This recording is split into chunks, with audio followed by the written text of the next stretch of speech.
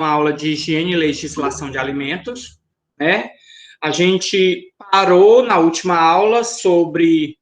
A gente começou a explicar uma formulazinha muito simples, né? Que é a fórmula da higiene eficiente, né? Higienização eficiente, que é HE, que é igual a, né? Lembra? Equação química, né? A equação mecânica, equação... Vou voltar para vocês lembrarem, né? Equação química, mecânica, o tempo, ó, e aqui, né?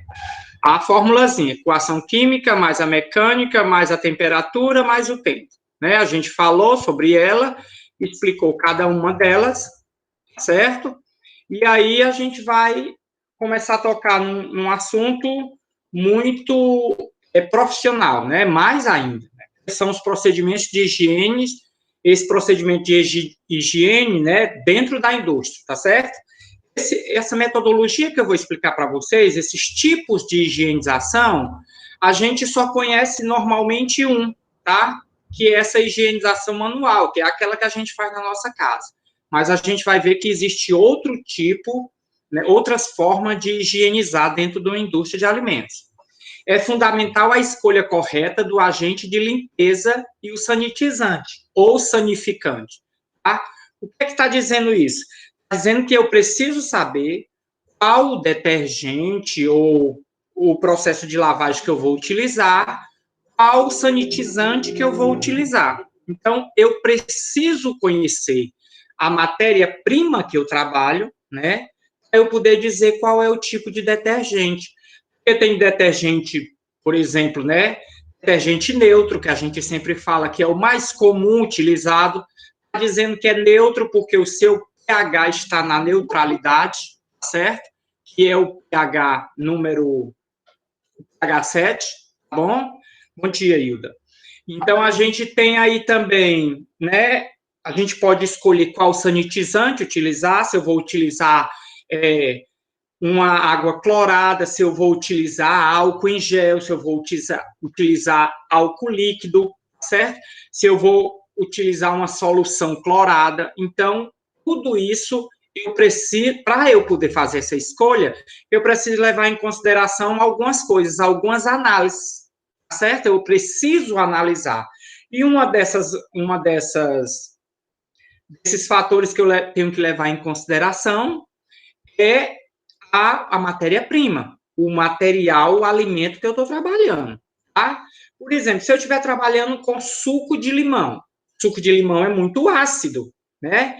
Então, eu preciso procurar um detergente, né, que seja compatível com essa acidez do limão. Se eu estiver trabalhando com leite é muito proteico, é muita proteína. Então, eu tenho que trabalhar com um detergente remova proteína com mais facilidade, tá certo? Claro que na casa da gente, ou numa cozinha menor, numa cozinha profissional menor, a gente não vai, por exemplo, numa cozinha de fazer marmitinha, né, marmitex. A gente não vai utilizar, se vier um alimento gorduroso, um detergente, se vier um alimento proteico, outro detergente, assim sucessivamente. O que a gente vai fazer? Vai procurar um detergente que consiga, né, abranger todos esses tipos de alimento.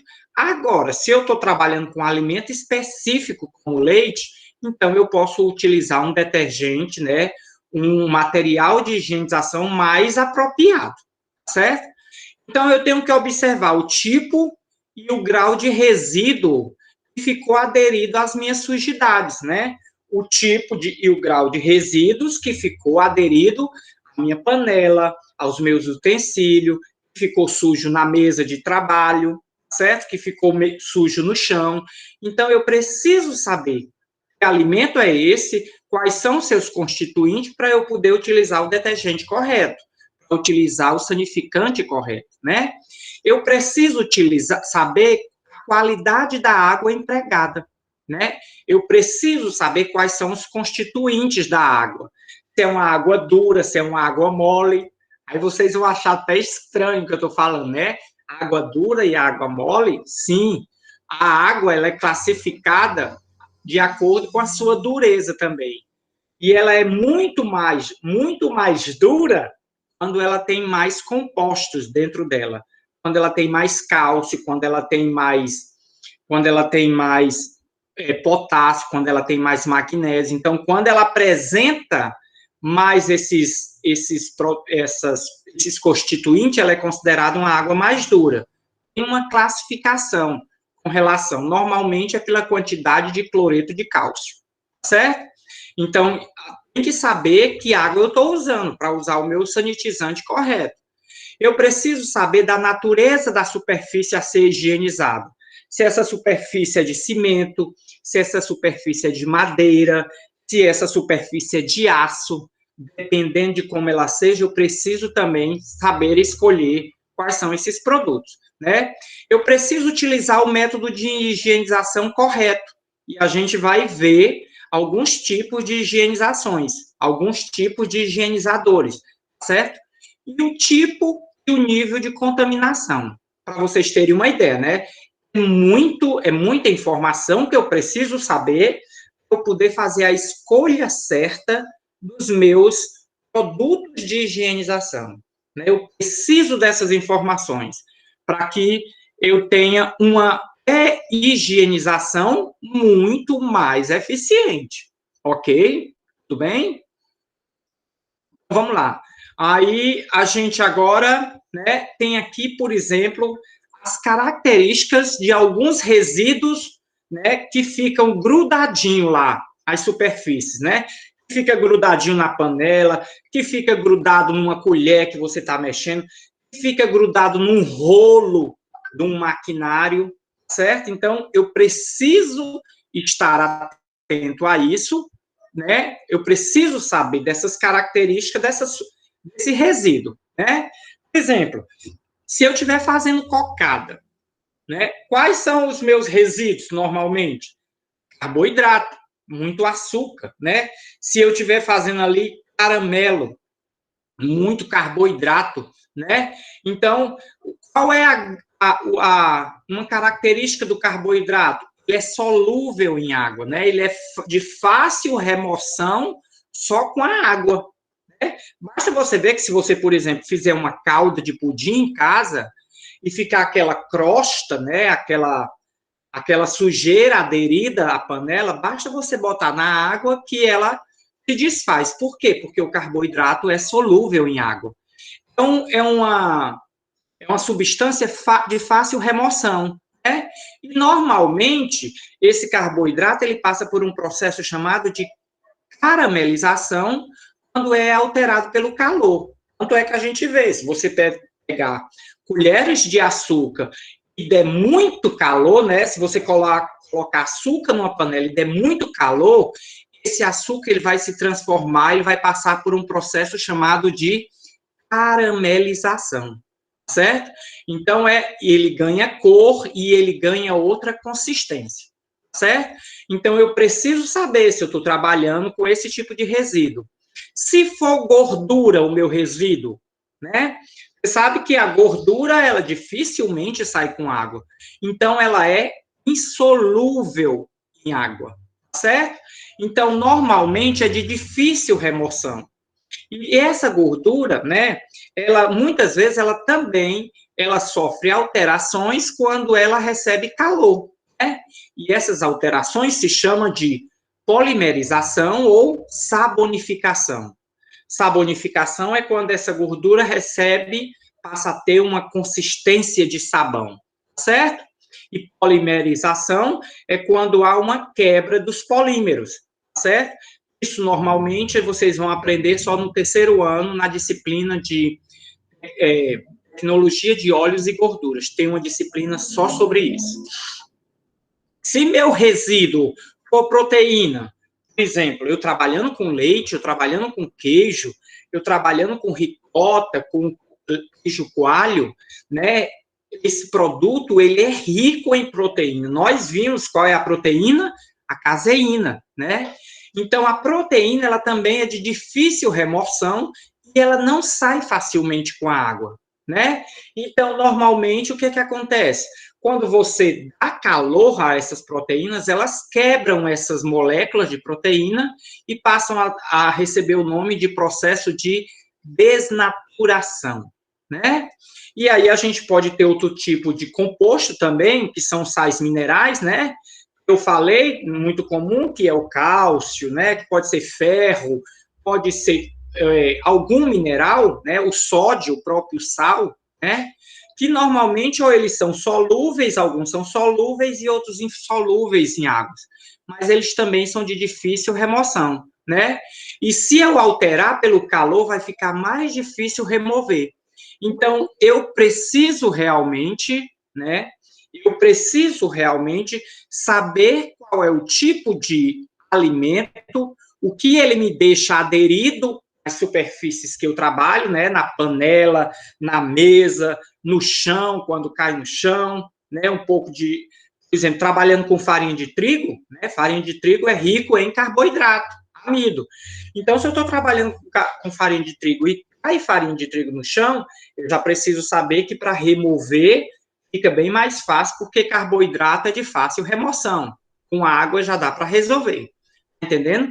Então, isso são algumas possibilidades, algumas características desses resíduos que podem ficar aderidos, né? Falando de forma chique, né?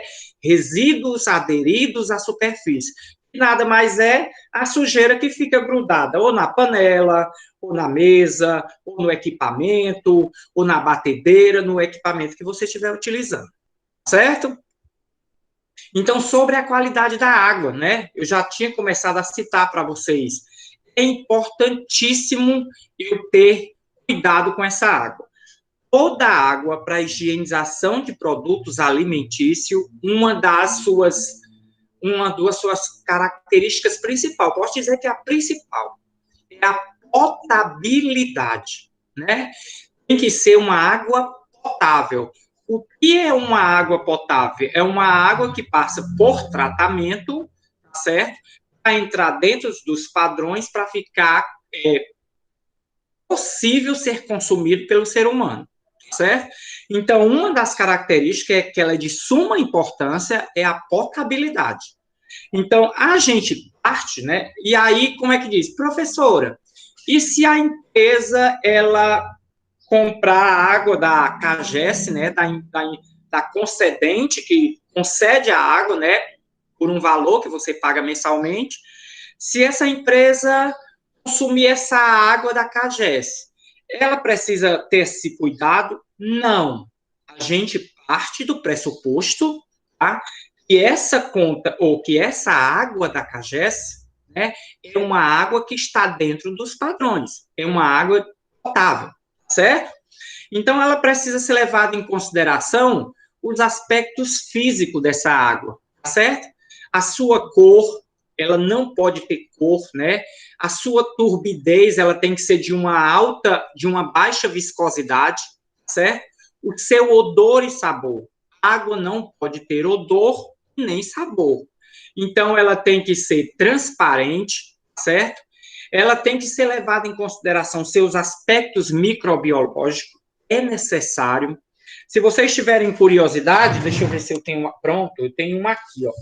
Se vocês tiverem curiosidade na casa de vocês, vocês vão pegar, tá certo? O papelzinho de água de vocês, né? Vocês pegam um papelzinho de água de vocês, porque normalmente a maioria das indústrias trabalha com essa água disponibilizada pela CAGES.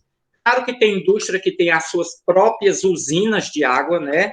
Mas se vocês tiverem curiosidade, vocês vão pegar a conta de água de vocês e atrás da conta de água, certo? Vocês vão ver alguns padrões obrigatórios, né, que essa água deve ter, né? Ela precisa ter aqui alguns parâmetros de medição. Ela tem que ter uma turbidez, ela tem que ter um pH, certo? Ela tem que ter a quantidade de coliformes totais e coliformes fecais. Esse coliformes fecais é a Escherichia coli. Então, aqui está dizendo, por exemplo, ó, que a quantidade de coliformes fecais aqui tem que ser ausente. Então, é proibido cocô nessa água, tá certo? Ai, será que isso não existe? Existe. Se você pegar uma água de uma lagoa, essa água ela pode ter coliformes fecais. Afinal de contas, ali entram pessoas para tomar banho, pessoas lavam, banham cavalo, né? Alguém, por exemplo, pode fazer o número 2, né? Ali num cantinho na mata, e aí, quando chove, esse número 2 ele é carreado para dentro da lagoa. Por que essa água não lhe mata? Porque esse cocôzinho que entrou não é suficiente, né, para contaminar a água toda. Mas vai lembrando aí, ó, pessoas sujas entrando dentro da água para tomar banho, lavando gado, né? Esses coliformes fecais sendo direcionados para dentro dessa água. Uma hora ela vai estar contaminada, certo? Então, tenham esse interesse em olhar, vocês vão ver na parte de trás da conta quais são os parâmetros. Aqui diz que o pH tem que ser entre 6 e 9,5. Então, ou seja, se você chegar na sua casa e medir o pH da CAGES, da água da CAGES, ele tem que dar entre 6 e 9,5. E aí, como é que eu sei que eles fizeram? Aqui eles colocam o parâmetro e aqui dentro da conta, certo? Ele coloca os valores, certo? Eles colocam os valores das análises que eles fizeram, tá? Para mostrar para vocês. Ele diz, inclusive, a quantidade de análise que foi feita. Isso é feito rotineiramente. Então, quando você disser assim que sua empresa, a empresa que você trabalha, usa água da CAGES, então a gente parte do pressuposto de que essa água é potável. Seus aspectos microbiológicos, seus aspectos químicos e seus aspectos físicos estão dentro dos padrões, certo? E quais são esses aspectos químicos? Normalmente está ligada a substâncias químicas presentes na água. Normalmente são os sais de cálcio e magnésio.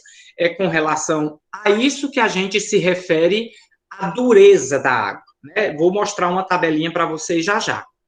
Então, essa água potável, né, ela é aceitável, certo? Pode ser utilizada no processo de limpeza e sanitização, certo? E tem que levar em consideração, ela inclusive com relação à sua dureza, ela tem que estar dentro dos padrões, porque altas temperaturas, né, pode formar incrustações, né, pode formar sujidade. Olha aí, por exemplo, se sua água é muito rica em magnésio, o magnésio em alta temperatura, ele pode ser corrosivo. E aí, ele pode realmente ou ser corrosivo, ou então ele pode incrustar, ele pode aderir melhor à sua panela, à sua mesa que você está usando essa água. Então, essa água, a sua potabilidade tem que levar em consideração também a dureza, tá? Por quê? Porque esse material que você usa de limpeza, né, o detergente e o sanificante, ele pode alterar a sua eficiência se essa água não estiver dentro dos padrões de dureza. Tá entendendo? Se tiver muito cálcio, se tiver muito magnésio, então esse material, esse cálcio e magnésio, ele pode interagir com o seu sanificante e alterar a forma correta de uma parte da higienização, que é a sanificação, certo? Então, isso deve ser levado em consideração. Então, a quantidade, essa é a classificação que eu tinha dito para vocês, né, do quadrinho aí, para que vocês entendam, né? Então, a água, veja bem, levando em consideração a sua dureza, né, e aí você pode dizer, se você for falar para alguém que entende, ela vai saber o que você está falando. Se você falar para outra pessoa, alguém vai fazer chacota com você e vai dizer, onde já se viu água dura, tá ficando é doida, né? Então, vamos lá. Com relação à sua classificação, ela pode ser uma água mole, água moderadamente dura, uma água dura e uma água muito dura, certo? Então, quando é que ela é quando ela tem esses padrões, quando ela tem essa quantidade de cloreto de cálcio, né? Se ela tiver, né, por litro, até 50 miligramas de cloreto de cálcio, ela é considerada uma água mole. Como é que eu sei fazendo isso? Pego essa água, levo para um laboratório e faço a leitura da quantidade de cloreto de cálcio. Eu uso um reagente e ele vai me dizer a quantidade de cloreto de cálcio, tá certo? Então, se ela tiver até 50 miligramas por litro dessa substância, ela é uma água mole. Quando ela é considerada uma água muito dura, né? Quando ela tem uma quantidade acima de 300 miligramas, né? Então, estou falando aí só os dois valores extremos, tá? Então, ela tiver uma quantidade muito alta de substâncias químicas, ela é considerada uma água muito dura. E não está viável, certo? E não está viável a utilização. Essa água, para ser utilizada, ela precisa ser uma água mole, certo? Então, ela precisa ser sempre uma água mole, certo? Não deixem de dar uma olhada na continha de água da casa de vocês, tá certo? É até uma aula prática, né? Dá uma olhadinha nessa conta de água, pede a mãe ou a conta de água, eles vão ficar felizes achando que vocês vão pagar, mas vocês avisam logo, eu não vou pagar nada. Só quando eu tiver o estágio eu pago alguma coisa aqui, certo? Então, vamos lá. Viram lá, né? Aspectos físicos, aspectos químicos e aspectos microbiológicos. A gente deve ter muita atenção nessa água com relação a esses aspectos. Se você olhou para a água, já viu no visual, no seu olho, você já viu sujidades naquela água, significa que se você levar para um laboratório, colocar no microscópio, com certeza essa água vai estar contaminada, certo? Então, vejam aí para que vocês saibam. Aí vocês vão encontrar, né, uma sigla de CT. CT é coliformes totais. E a outra liga é CTT, é coliformes termotolerantes. São coliformes, né, que são micro-organismos, né, que vêm de origem fecal, certo? E normalmente aguenta altas temperaturas, certo? Termotolerante significa que tem tolerância a alta temperatura, certo? Então, dei uma olhada que é bem curioso isso. A gente agora vai entender sobre os tipos, né, ou métodos de higienização.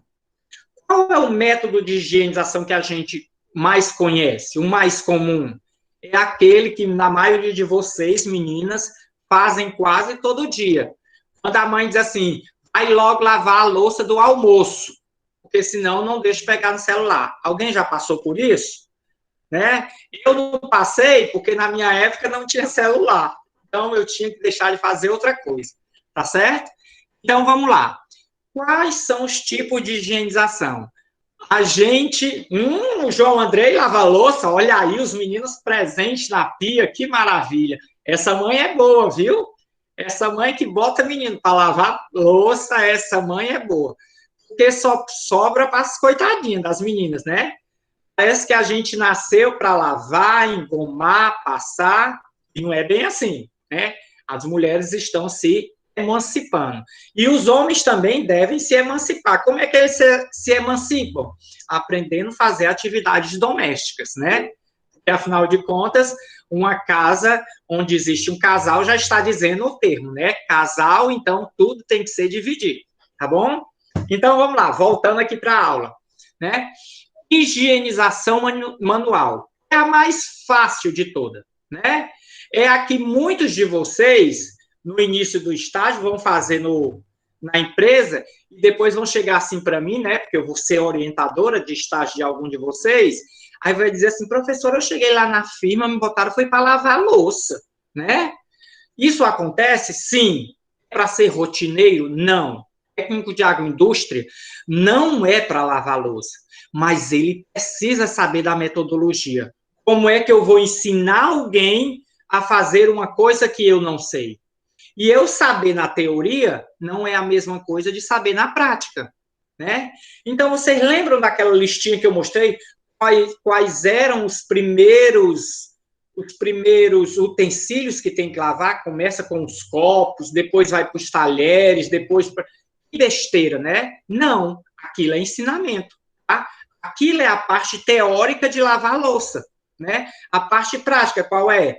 Eu ir na pia e me debruçar sobre ela e lavar essa louça, certo? Então, qual é um tipo de higienização? A mais simples, higienização manual, que é recomendada para situações onde a higienização mecânica não é aplicável, ou onde há necessário uma abrasão adicional. Que diabo é isso de abrasão? Abrasão nada mais é do que esfregação, né? Pegar a esponja, pegar o bombril não, é a palha de aço, o bombril é propaganda, né? Pegar a palha de aço e sair esfregando. Então, a higienização manual, ela depende muito dessa etapa, a etapa de abrasão, né?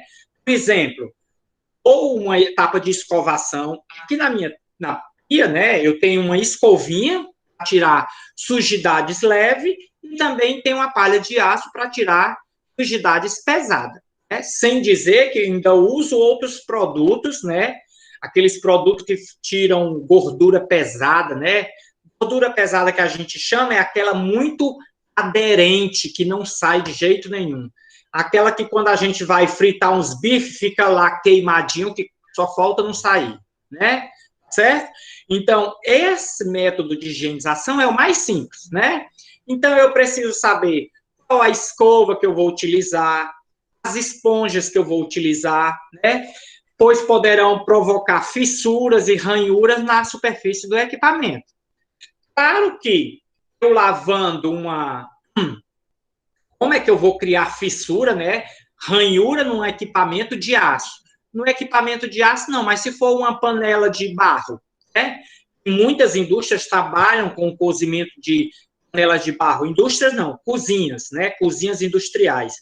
Trabalham para fazer alimentos artesanais, né? Aquela história da comida com gostinho de comida caseira, certo? Então, essa higienização manual é aquela mesma que a gente faz na casa da gente. E existe também na indústria, né? Nas empresas, no comércio, isso é muito comum. Tá bom? Uma das suas características é que ela tem um custo elevado em relação ao tempo gasto, né? Você gasta muito. Para vocês terem uma ideia, gente, né, um momento relax, né? Eu tive uma churrascaria, né? Era churrascaria, marmitaria, pizzaria, pastelaria, era tudo ia, né? Ia.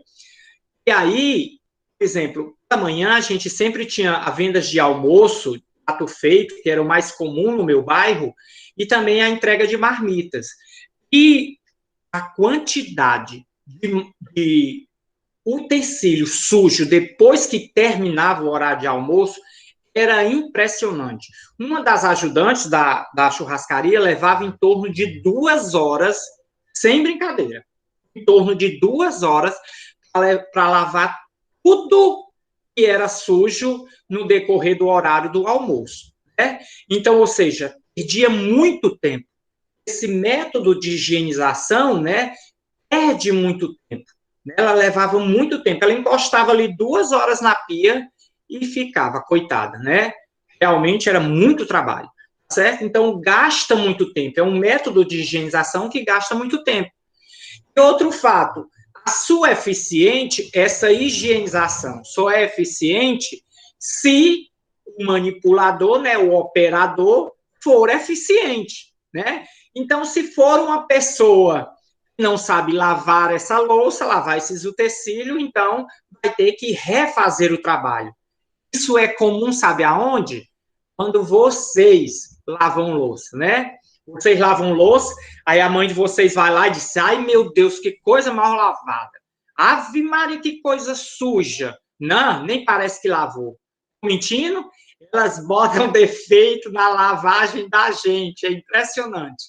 Então, dependendo do operador, essa lavagem, né, desses utensílios é eficiente ou não. Então, essa higienização manual, ela é muito dependente de um colaborador e gasta muito tempo. Você pode refazer trabalho, né?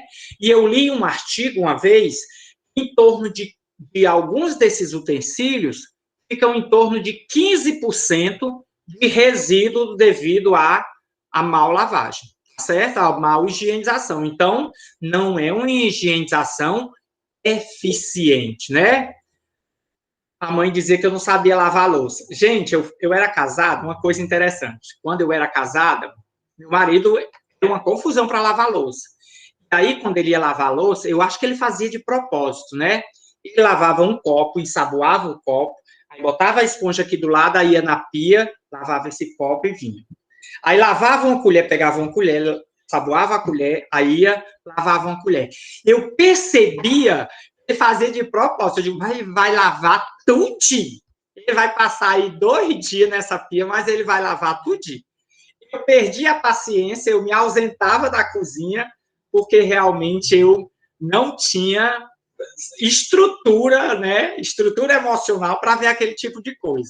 Gastando um monte de água, certo? E como eu expliquei para vocês, seguindo aquela sequência que a gente sempre falou, né? Daquele slide, aquele sabão que vai caindo, ele já vai aderindo, ele já vai batendo nos outros utensílios e já vai aliviando, já vai facilitando a remoção das outras sujidades.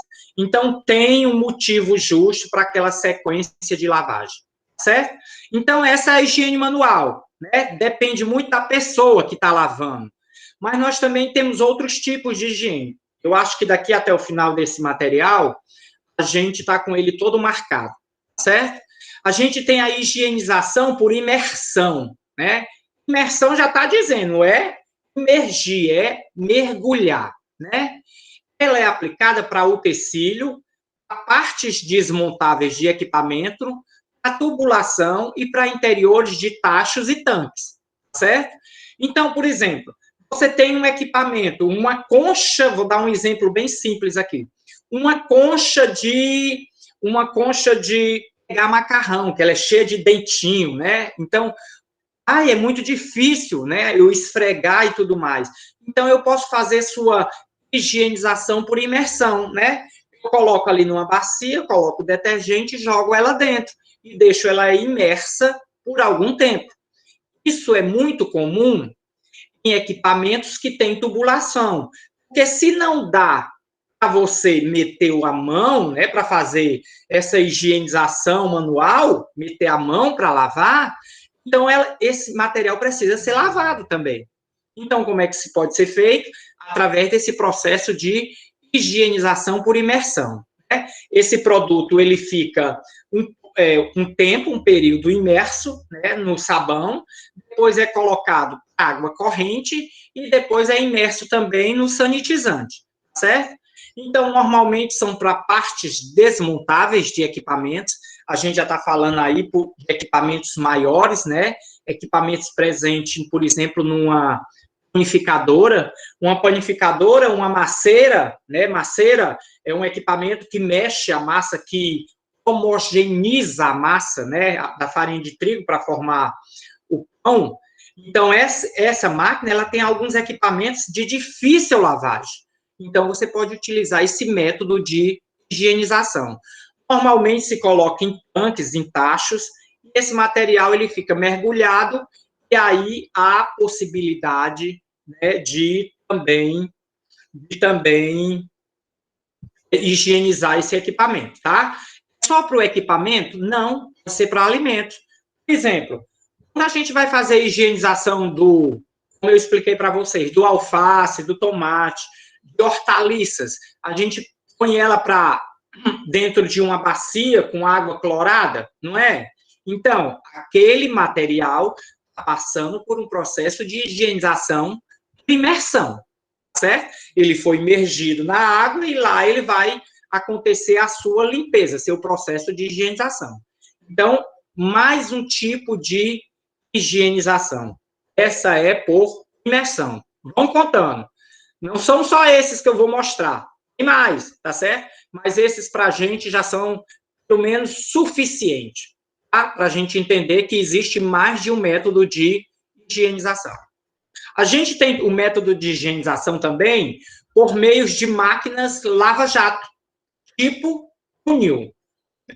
Inclusive, essas lava-jato já tem até para automóveis. Não sei se vocês já viram aqui na cidade de vocês, alguns automóveis que passam num equipamento e esse equipamento vai lavando enquanto esse automóvel vai deslizando. Ou é o próprio equipamento que desliza sobre o automóvel. Isso é muito comum em restaurantes industriais, para lavagem de latões, para lavagem de grande quantidade de talheres, grande quantidade de bandeja. Você imagina, pronto, vou dar um exemplo bem legal. O RU significa restaurante universitário. Vão aprendendo aí essas siglas, porque se Deus quiser, vocês vão estar na universidade, vão ter que saber dessas siglazinhas. Então, o RU, Restaurante Universidade da UFC, ele faz, enquanto está funcionando, ele atende 3.000 pessoas. Estão ouvindo? 3.000 pessoas. Quase 10 vezes a quantidade de alunos da nossa escola, né? Que são 380, 400. Então, vamos botar aí 9 vezes. Quase 9 vezes a quantidade de alunos que tem a nossa escola, né? Agora, imagine levar... Olha, se são 3.000 pessoas, são quantos talheres? 6.000 talheres. Garfo e faca, né? Isso se alguém ainda pedir uma colher, né? Aprendam a comer de garfo e faca, na maioria dos restaurantes são de garfo e faca, certo? Na escola é garfo e faca, tá bom? Então, vamos lá. Imagina lavar isso. Imagina lavar 3.000 bandejas. Porque você pega uma bandeja, aí bota seu prato, bota o talher, bota a sobremesa, bota o docinho, o copo de suco, tudo isso vem. Sabe quanto é o almoço na universidade? R$1,10. A última vez o valor era esse. R$1,10 você tinha direito a tudo isso que eu falei. Então, por isso que a gente chama de bandejão. Às vezes, a própria bandeja é o prato. Ela é uma bandeja de aço cheia de compartimentos. E aí, no compartimento, bota o arroz, no outro, bota o feijão, no outro, macarrão. No restaurante da UES, né, a Universidade Estadual, é bandejão assim. Lá na UES, é prato, né, prato gigante, e aí tem só a bandeja por fora. Imagina lavar tudo isso. Então, existem equipamentos, como esse que vocês estão vendo na figura, tá certo? Você vai colocando, você vai ensaboando levemente esses utensílios e vai encaixando numa esteira. E aí essa esteira ela vai entrando, ela entra dentro dessa tubulação e lá tem sabão, tem água morna, tem sanitizante. Quando ela sai do outro lado, ela já sai bem quentinha, ela sai quentinha e toda higienizada. A gente já pode fazer isso dentro de casa? Pode. Quem quiser já pode comprar um lava-louça para dentro de casa. Já existe esse equipamento adaptado para dentro de casa. Ele é caro, viu? Vou logo avisando que um lava-louças é caro. E normalmente só serve para lavar utensílios assim: copo, talheres e prato. Normalmente não se lava no lava-louça caseiro panelas, nem em restaurantes industriais. Gente, um restaurante industrial desse, a panela, vou me afastar aqui. A panela é desse tamanho, né? São panelas gigantescas. E a tampa, elas são içadas. Vem um gancho e issa a tampa dessas panelas, para poder fazer arroz para 3.000 pessoas. E aí, como é que lava essa panela? Entra uma pessoa dentro para depois esfregar? Não. Tem equipamentos, tem forma de higienizações, tá certo? Já pensou uma pessoa entrando dentro para lavar a panela? A panela não ia ficar limpa nunca. Isso? Então, normalmente, esses jatos, uma das suas características é temperatura elevada. A gente viu lá naquele gráfico, né, que resíduos aderidos, a temperatura alta ajuda, né, a remover muitas sujidades.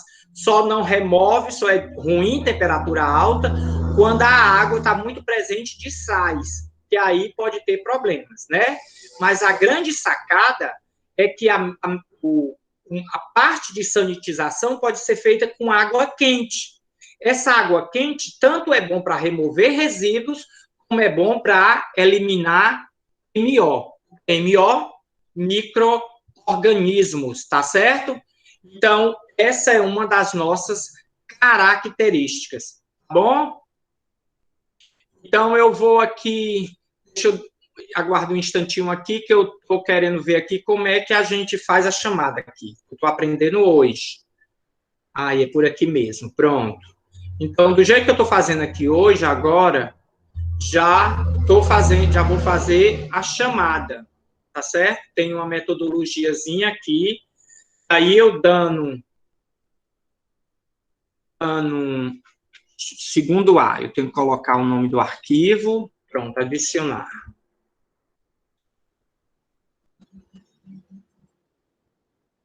Segundo A.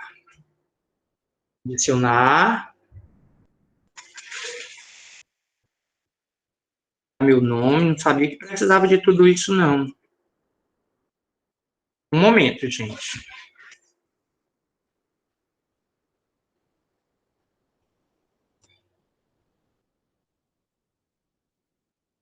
Olha que é tanta coisa. Pronto. Adicionar ou mudar. Ok. Ok. Pronto, aí do jeito que está aqui, eu acho que deu certo. Eu espero que tenha dado certo. Então, nós temos aqui 26 pessoas, então essas 26 pessoas estão na chamada. Mas no finalzinho eu ainda vou dar uma verificada, tá certo? De vocês para eu conferir com a lista, tá bom? Porque eu não sei se deu certo ou não. Então, não saiam no final quando eu disser que acabou, ok? Vamos lá, vamos dar prosseguimento. A gente tem mais um tipo de higienizador, certo? Então, vamos aqui para mais um. A gente tem também um tipo de higienizador, certo? Que é por método de spray, né? Normalmente, esse é com aqueles equipamentozinhos, aquelas maquininhas que a gente vê muito comumente lavando moto, né? Dêem uma olhada aí na ilustração. Então, essa por spray, normalmente, ela é muito comum, né? Quando a gente vê aí nesses lava-jato de moto. E de carro também tem, tá? Essa é um método por pressão, né? Pressão da água, certo? E aí utiliza-se agente químico que pode afetar ou não o manipulador, então o manipulador tem que estar protegido, né?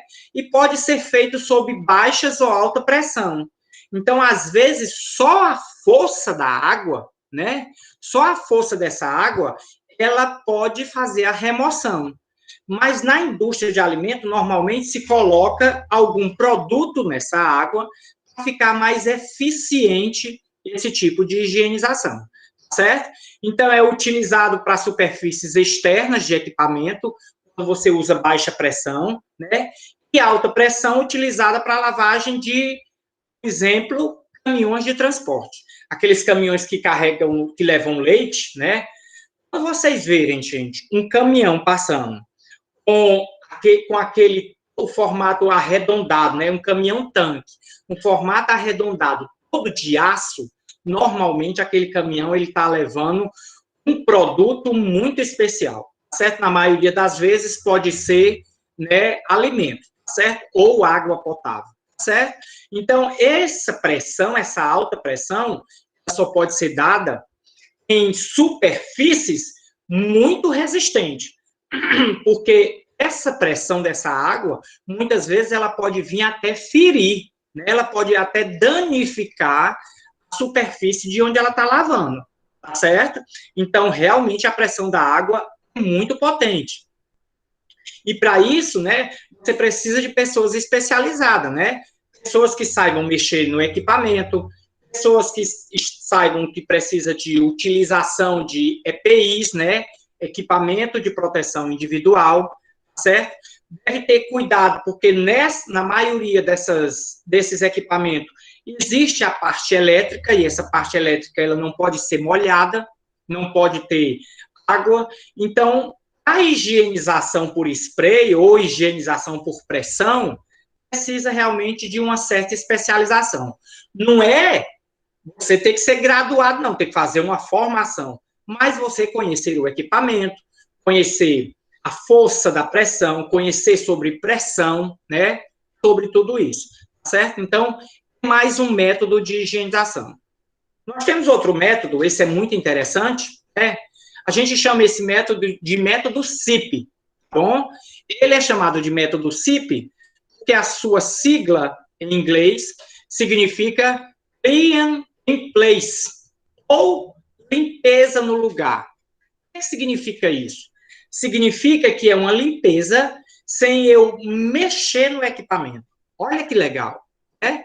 Existe dentro de indústrias de grande porte, isso vocês realmente só vão ver em maquinários que não podem ser desmontados, né? Esse tipo de método, né? É um sistema automatizado e permanente. É esse sistema que faz a limpeza, a lavagem e a sanitização. É esse equipamento que faz a higienização. Ele higieniza os equipamentos e as tubulações sem ter que desmontar esse equipamento. E quando eu estou falando de um equipamento que não dá para desmontar, não é uma batedeira, certo? Não é um liquidificador. Eu estou falando de equipamentos gigantescos dentro da indústria de alimentos, né? E que realmente não podem ser desmontados. Vou dar um exemplo para que encaixe isso na cabecinha de vocês, certo? Deixa eu ver se eu passar aqui o slide, para eu poder ver se é o que eu quero, tá aqui. Tá. Aqui, vou dar um exemplo, mais ou menos. Vendo esse monte de tubulação aí na ilustração, né? Normalmente, esse material, né, esse tipo de limpeza, a limpeza SIP, a gente vai começar a chamá-la de SIP, o Clean in Place é só para vocês saberem o que é que significa, né? Então, a limpeza SIP, normalmente, é para equipamentos que têm tubulações, que tem bomba, que tem homogeneizador, que tem pasteurizador, certo? Então, são equipamentos que estão em grandes tubulações, equipamentos com grandes tubulações, né? Vou dar um exemplo muito visível. Indústria de fazer suco, né? Suco concentrado. Aqueles que têm, né, aquelas caixinhas que tem de suco de caju, de manga, de goiaba. Vocês acham que ele tem uma linha de produção para manga, para o caju, para a goiaba? Não. Porque esses equipamentos são caríssimos. Muitas das vezes são todos de aço inoxidável. Então, é muito caro um equipamento desse. Então, o que é que você faz? Você tem a sua linha de produção de suco. Aí você vai ver o seu estoque, e isso é tudo interligado, né? O setor de estoque, o setor de expedição, o setor de compras, tudo ligado. Você está ali produzindo caju, né? Então você faz o suco de caju e vai embalar dentro das caixinhas ou dentro da garrafinha, vai embalar o seu suco. Você terminou sua produção de caju, produziu ali 5.000 litros de caju. E você vai precisar agora, veio um pedido lá do setor de estoque e diz assim, nós tivemos muito pedido de suco de goiaba. E agora, o que a gente vai ter que fazer na produção? Produzir suco de goiaba. Então, onde é que a gente vai embalar, envasar esse suco? Nessa mesma linha de produção. Só que foi utilizado suco antes de quê? Suco de caju. Então, essas tubulações, elas estão todas sujas de suco de caju. Então, é aí onde entra a limpeza SIP, o higienizador SIP. São essas tubulações que vocês estão vendo aí, colorida, né? Foi colorida para que vocês entendam. Onde em cada tubulação dessa, tem, por exemplo, na tubulação amarela, tem o detergente. Na tubulação creme, tem água. Na tubulação azul, tem água para lavar, é água para remover sujidade. Na tubulação verde, tem sanitizante. Na tubulação vermelha, recebe o resíduo da lavagem. Então, isso é tudo interligado e é interligado às tubulações do suco. Então, automaticamente, não precisa ninguém ir lá e abrir a válvula, não. Automaticamente, certo? Você liga o equipamento e esse equipamento faz essa higienização sozinha. Primeiro, ele faz aquele passo a passo que a gente diz. Primeiro, ele bota água para tirar a macrosujidade. Qual é a macrosujidade? O suco de caju que tinha ficado nas tubulações. Depois vem o detergente na tubulação, mexendo o detergente, circulando na tubulação. Então, depois vem uma água para enxaguar, certo? Depois vem o sanitizante.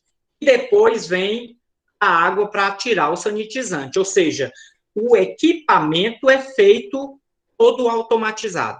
É um tipo de limpeza para grandes equipamentos, tá certo? Deu para entender? Então, essa é a chamada higienização chip, certo? Quais algumas características? Aí a gente tem um equipamento do lado de vocês, né? Aí a gente tem dois equipamentos, tá bom? A gente tem uma centrífuga e tem um pasteurizador. A centrífuga da esquerda, o pasteurizador da direita. Na minha esquerda e na minha direita. Não sei como está apresentando para vocês. O pasteurizador é o mais compridinho. Então, esses equipamentos, para vocês verem, aí, tá vendo aí, ó, um monte de caninho ligando, um monte de tubo ligando um ao outro, isso é dificílimo para limpar. Isso só dá para limpar se for com essa higienização por circulação, a CIP. Tá? Características dessa higienização. Ela é caríssima para implementar, tá certo? Ela tem um custo inicial elevadíssimo, ou seja, o investimento que você faz para comprar esse equipamento é muito alto. Então, você não vai receber de volta esse dinheiro imediatamente. Vai demorar muito, você vai ter que vender muito produto para conseguir receber esse dinheiro de volta. Outra vantagem é que é um controle eficiente do fluxo, né? Por exemplo, eu lavando em casa com detergente, uma hora eu boto mais detergente, outra hora eu boto menos, né? Já num equipamento desse, ele faz a contagem correta, a concentração correta do produto, do material que eu estou utilizando, do detergente ou do sanitizante. Eu posso controlar a temperatura, o tempo de contato que esse produto fica circulando dentro do equipamento. Tudo isso automatizado. Eu ganho mais tempo para outra coisa porque eu tenho menos tempo de higienização. É lógico. Não vou precisar desmontar o equipamento, então dá para eu higienizá-lo rapidamente. E outra grande vantagem é que diminui os gastos da água, porque no final essa água ela é removida, certo? E ela vai para um tanque onde ela pode receber, né, tratamento para ser reutilizada. Então, para vocês verem que legal um equipamento desse. Claro que, como eu digo, isso só tem indústrias de grande porte. Indústrias que vocês podem encontrar isso, vocês estagiam na Paraipaba Industrial, aqui no Centro Gerencial, ou na Silpé, certo? Também é possível que vocês encontrem. Silpé é onde tem a indústria de sardinha, certo? Então, a gente, lembrando mais uma vez, ó, você vê, esse procedimento geral de higienização, ele é todo feito, né, com a limpeza CIP, né, aquele passo a passo que a gente falou. E é esse passo a passo aí, nessa sequência. Lembrem, mais uma vez, quantas etapas são necessárias para o processo de higienização? Pelo menos 2. Lembrem disso. Pelo menos 2. E quantas etapas podem ser? Podem ser até 6 etapas, né? Retirada dos resíduos macroscópicos. Quais são esses? Aqueles visíveis a olho nu. Desde uma minhoquinha, desde um pedaço de uma folha, até um grão de areia. Você viu, o grão de areia é um resíduo macroscópico. Depois vem a pré-lavagem, a lavagem com o detergente. A gente viu que precisa ter cuidado no detergente, qual detergente deve ser usado, certo? Na indústria de alimentos. Depois vem o enxágue para tirar o detergente. E essa avaliação do procedimento, o que é essa avaliação do procedimento? É porque muitas das vezes, no processo de higienização, é colhido uma amostra dessa água, levada para o laboratório, para saber se o processo de higienização está correto. Ou seja, depois desse enxágue, não pode ter mais detergente. Então, se você pegou uma água depois desse enxágue, ou uma parte desse material, e foi analisar e encontrou detergente, então o seu enxágue está incorreto. Então, é possível fazer também a análise do processo de higienização, né? Então, a gente tem aí, depois do enxágue, a gente tem a sanitização, e tem esse enxágue final, se for necessário, né? A gente bota se for necessário, porque o uso de alguns sanitizantes não são necessários. Por exemplo, para a gente, quando a gente lava a mão, que depois bota o álcool em gel, não há necessidade depois de lavar novamente, né? Então, não existe o enxágue final. Dependendo da higienização, algumas etapas podem ser eliminadas ou não. Tá certo, gente? Vamos lá, eu acho que está finalizando, se não me engano, né? Pronto, aí depois, aqui tem explicando todas essas etapas, tá certo? A retirada dos resíduos macroscópicos, qual é? Aquela limpeza grosseira, né? Folha, areia, algum inseto, algum tipo de coisa, tá certo? Visa reduzir a quantidade de resíduos sólidos. Se você faz essa limpeza, vai facilitar a sua pré-lavagem. Afinal de contas, você tirou um monte de sujidade, certo? Então, aí são alguns exemplos. Sujidades, areia, alguma praga, né? Praga pode ser um inseto, pode ser um lagarto, pode ser, certo? O fertilizante, que são os utilizados para proteger esse alimento, que muitas das vezes pode passar a ser um perigo nocivo, né? Aí a gente tem a pré-lavagem, que utiliza apenas água, né? Visa reduzir a quantidade de resíduos presentes na superfície dos equipamentos e utensílio. Aí ocorre a remoção de 90% desses resíduos sólidos, né? Dá para tirar o restante da areia, o que ficou de sujidade, né? E o ideal é uma água em torno de 40%, tá? As altas não pode ser temperatura demais, alta demais, porque pode desnaturar proteína, ou seja, danificar moléculas de proteína, e não pode ser temperaturas baixas demais, porque se for temperaturas baixas demais, pode solidificar a gordura. A gente viu que gordura, quando ela fica fria, né, ela fica meio que pastosa, certo? Então, tem que ser uma água numa temperatura em torno de 37 a 40 graus. A lavagem com detergente, ela ocorre a aplicação das soluções de limpeza em contato com essa sujidade, né? O tipo de agente varia de acordo com o tipo de resíduo, lembra o que eu falei, né? Dos tipos de detergente que a gente precisa ter cuidado, certo? Agentes alcalinos removem resíduos gordurosos, agentes ácidos removem resíduos oriundos de minerais incrustados, certo? Então, tem um enxágue, né? Esse enxágue para tirar esse detergente que foi utilizado, né? Deve ser efetuado com água a 80 graus. Isso se for equipamentos, né? Se for alimentos, não pode ser nessa temperatura de a água do agente ou a água do enxágue. Então, é por isso que o enxágue está muito dependendo do produto, né? A higienização é muito dependente da matéria-prima que você está higienizando, tá? Aí você pode ter a avaliação desse procedimento, né? Você pode verificar a água, né? Por exemplo, para você verificar se essa água ela está muito alcalina, tá certo? Você usa esse produto, fenolftaleína, né? Para ver se essa água está muito ácida, você usa metilorange, né? Que ele deixa a água meio alaranjada, né? A fenolftaleína, ela deixa a água amarelada, certo? Então, é para você saber o pH da água, para saber se esse pH está legal. Então, é uma forma de você analisar a água no laboratório, tá? No final, você tem a sanificação ou sanitização, e essa parte já não é mais para eliminar macro-organismos, e sim micro-organismos, né? Principalmente os micro-organismos patogênicos, né? São aqueles que realmente são letais aos seres humanos, então ele precisa ser eliminado, aquele alimento precisa estar seguro, tá?